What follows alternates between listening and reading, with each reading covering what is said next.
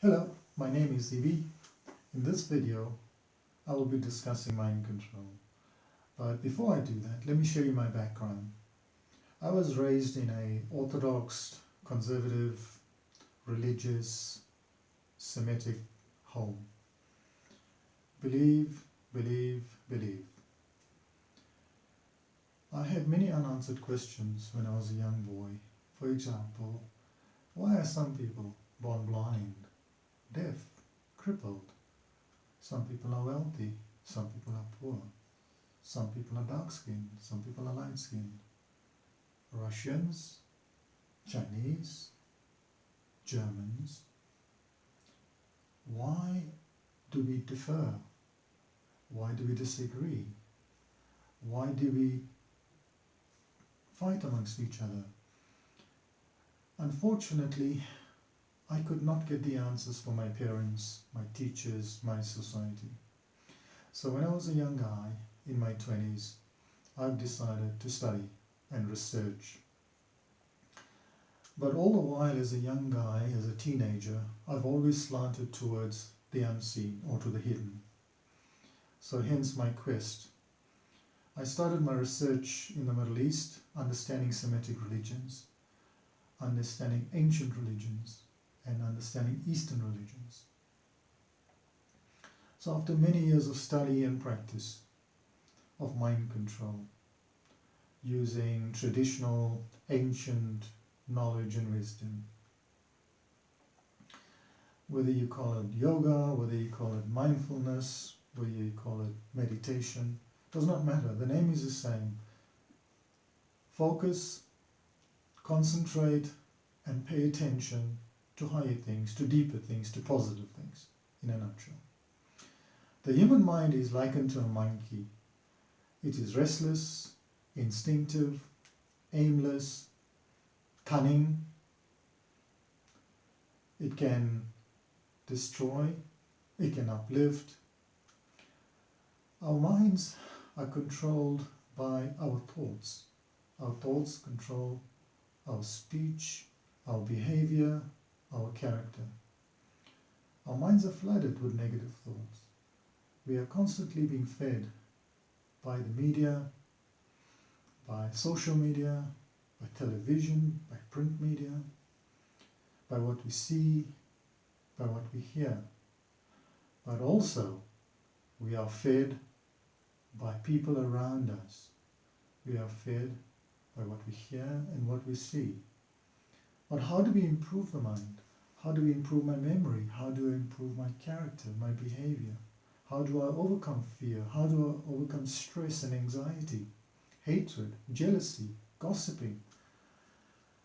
Before I go into the practical exercise and steps that you can take to improve your mind, let's try and understand the functions of the mind. What occupies the mind? How do we get information in the mind? Very simply, we get information coming through our senses. What we hear, what we see, what we smell, what we taste, what we feel. So our mind is bombarded with sensory information, which is external. At the same time, we also have information from within, which we've collected over a period of time. So that's what we call past memories. So they sit there. And then we've got future, anticipation of the future. So we're trying to calculate what might occur. We anticipate where we might be in the future. So these things are internalized. Now, what happens is unfortunately, we cannot stop the mind, or we cannot blank the mind, but what we can certainly do is control its movement, such that we don't flood the mind with too many stressful thoughts, too many negative thoughts. So what I've got is a diagram to illustrate mind control and the functions of the mind. Otherwise, it becomes too theoretical and abstruse. So I've created 3 slides to demonstrate this slide. In each slide I have a frame or a cell, and each cell or frame is being occupied by a letter. For the sake of this discussion, the P denotes past. Yeah? So my mind is now occupied with past experiences and future and the now.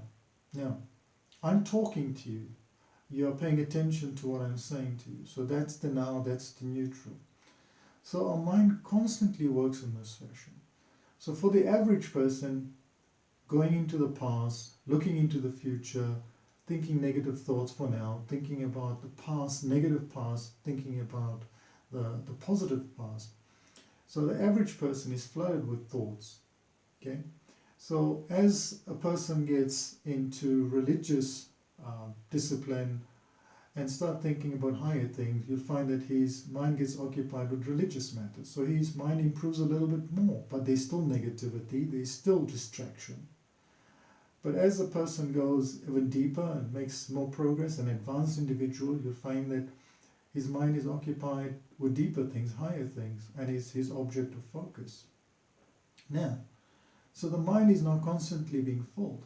Now, I'm using this example of religion or spirituality or higher things. Now, for example, if you are studying, right? So what happens when the mind is occupied with study or the subject that you're studying?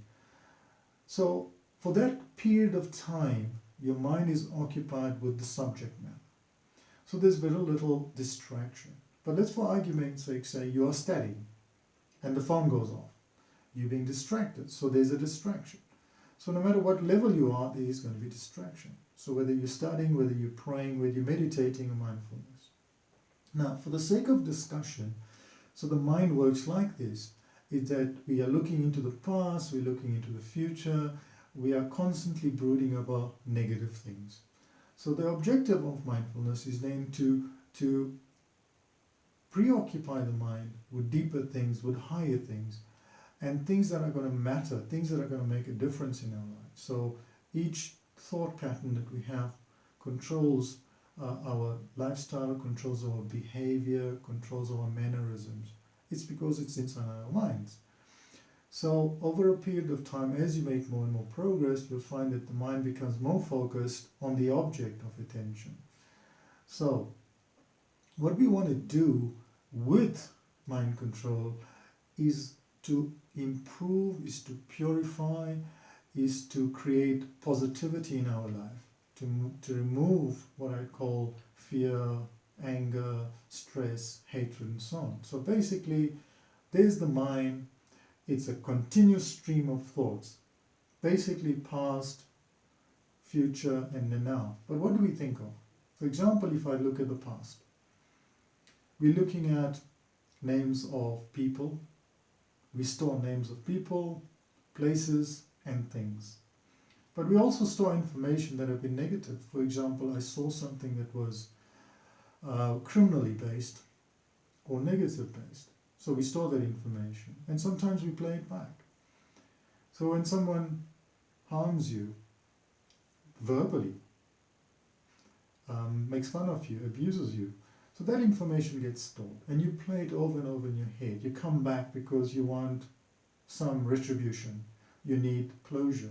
So that information gets stored in your mind. So at some point, you'll find that these thought patterns will come back into the mind. So it comes to the foreground. Now, so the objective is to move away from that and get into more focused attention such that we will remove that negativity that was there in our subconscious or deeper within the deeper recesses of the mind and move towards quality. And that quality is the objects that we occupy in our mind. So basically flood the mind with positivity and focus. So if I look at the pyramid structure, I've just inverted it, is the objective when we start at a base, our mind is scattered. So here's an object of focus, be it a symbol, be it an image, be it a subject matter. We focus on that. Then we get distracted and then we come back, we all focus and attention on that object. Let's, for argument's sake, say now you are sending a WhatsApp message. For that moment, you are absorbed and you're thinking about the content of the WhatsApp. So then you send that through to your recipient or the receiver. Then you're now waiting for a response, and then there's 3 idle frames or cells. Now within that idle time, that's distraction. That's not really idle. You might be doing something else whilst you're waiting for the WhatsApp message. So the mind gets distracted for a while and starts thinking about something. So the objective of mindfulness and meditation is to flood the mind such that we can then occupy the mind for that period of time on positivity. So we have to choose a symbol, we have to choose an object of focus that's close to us, something that we can relate to, something that comes naturally to us. So, for example, if I give you a symbol to occupy, let's just say the heart symbol, right? We can relate to a star symbol, or the crucifix. If you're Christian, the crucifix. Now, I'm not advocating that you should use a specific image or a specific symbol. For example, some people have the image of the Buddha. That's fine if images appear in your mind, because what we want to do by occupying the mind with the image of Buddha, we are programming our mind to think about the way and life of the Buddha. So by doing that, there is a transformation that takes place in the mind. If the Buddha lived that lifestyle, I can also live the lifestyle. Now, similarly with Christ, I'm not in favor of focusing on the crucifix, but if I focus on the way Christ led his life, now pick up all the positives, pick up all the good things, flood the mind with that, the way he would like you to live your life. So flood with that positive affirmations in your mind. So basically you flood the mind such that it gets preoccupied with that thought pattern. So if I go back to the first diagram, if you look, there's a stream of thoughts. So in mindfulness, we become aware, and we increase our level of awareness, whatever it might be. So if you are cooking, focus on cooking. Don't get distracted. So what happens with the modern generation is that we get distracted by many, many things. And the biggest distraction right now is the mobile phone. So the mobile phone goes off, we're anticipating, we're waiting for messages, and then when we talk to someone, the person is focusing on the phone with their head down. So that's distraction. So the objective is to move away from that such that we have more focus on our subject matter. And that will improve, of course, our memory as well. So over a period of time, you will learn that we are now focusing our minds. And now you realize, hang on, did I think that? Wow, that's a negative thought. I need to think about the opposite of that. I need to remove that at some point in time. So I say, look, why did I think that? So you become more aware of your thoughts. And hopefully you don't repeat that, because like I said, thought controls your speech. And hence we can abuse someone, we can cause harm to someone. It's because we've been harboring those thoughts in our mind. So mindfulness, meditation will help us over a period of time to get rid of that. But that's time. But you can get control of that. It's you. So before I go into the exercises, I want to explain to you what you need to do to purify the mind. Firstly is you've got to find an ideal and find a positive word, affirmation or image, whatever comes now. If you're Christian, you feel the crucifix works for you, go for it. And if you're from an Eastern background and feel the Buddha is for you, if you find Krishna is for you, Rama, so be it. But if you're in the Western culture and if you find positive affirmations like love and peace, that also works. So once again, we're looking at positivity. Now, so before you exercise, before you get into mindfulness and meditation, what I have learned over the many years is that you got to make the time. Making time so that you can occupy that space in your mind with affirmative or positive affirmations, positive things. Right? Now, move away from distraction, family, society, technology, cell phones, television. Now all these things will distract you when you're focusing or attempt to focus or meditate. So the first thing to do is to is find a place, quiet place, be it in your dining room, in your lounge, be it in your bedroom, does not matter, or a secluded place for meditation and mindfulness. Must remember one thing, is that you're traveling with your mind from moment to moment. So you can't say to me, I prefer going to the temple or to the meditation center to meditate or hold focus and attention. So what you're saying to me that your mind and your body are separate. So you've got to find somewhere else to go, but you're moving with it. So when you're in the car, your mind's with you. When you're in the train station, your mind's with you. So at that point, you can be aware, right? So when you're traveling in the train, you're sitting in the bus, your mind is with you. So you can still focus and meditate and hold focus and attention to something deeper. So find that time, make that place, and vice versa. The very first thing to do is relax, okay? Sit in a comfortable position, upright. With your eyes open, there's 3 steps. Is to control the breath, or watch the breath. When you inhale, when you hold the breath, and when you exhale. Let me show you. Inhale with your eyes open.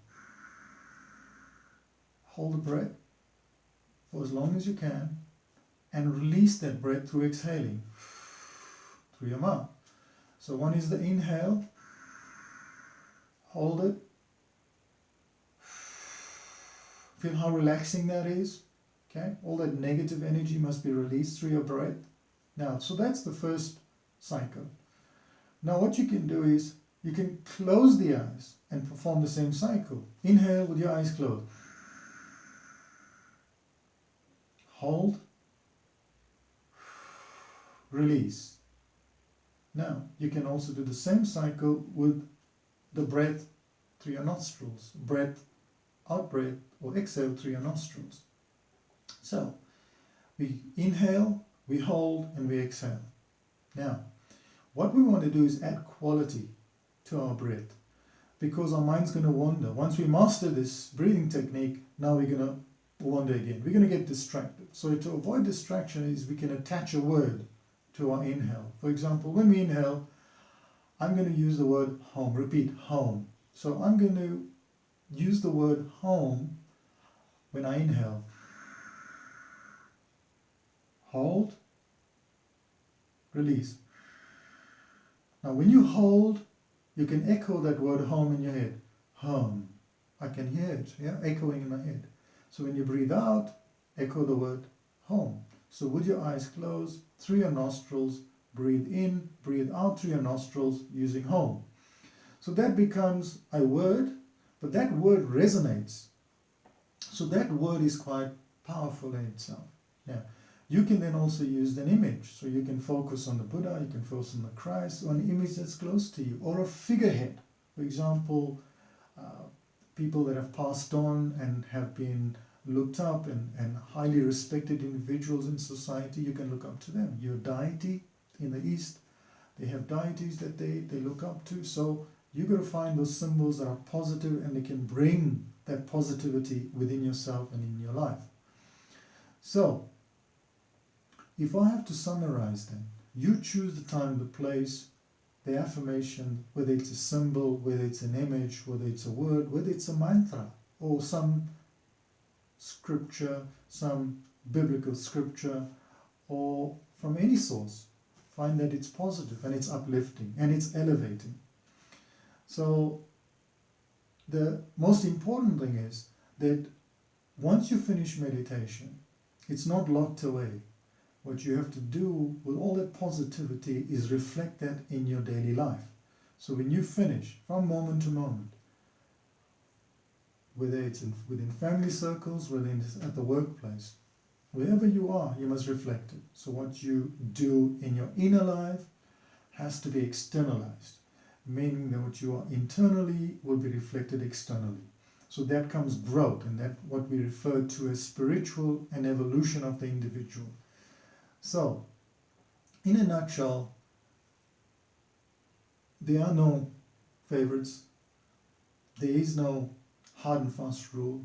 You and your experience is the greatest teacher. My experience is different from yours. but one step at a time, make the start. Once you make the start, and over a period of time, regularity is important. No hit and miss. Each day, every day. Perseverance, persistence is very important. You may not see the changes in yourself, but people around you will see those changes. Why? You will start removing negativity from your life. When you remove that from your life, it's because you are aware of them. Other people will see that here's a guy is willing to make the change, is willing to take the step, what we call self-discovery and self-transformation. So you may not see it, other people may see it, and hence you'll make your life peaceful and the people around you, and you'll make the world a better place. So hence, this is the reason for mind control. So you can make yourself better and people around you, and you can share this information, right? So in a nutshell, focus, pay attention to higher things, deeper things. That's it. I hope you find this useful. Bye.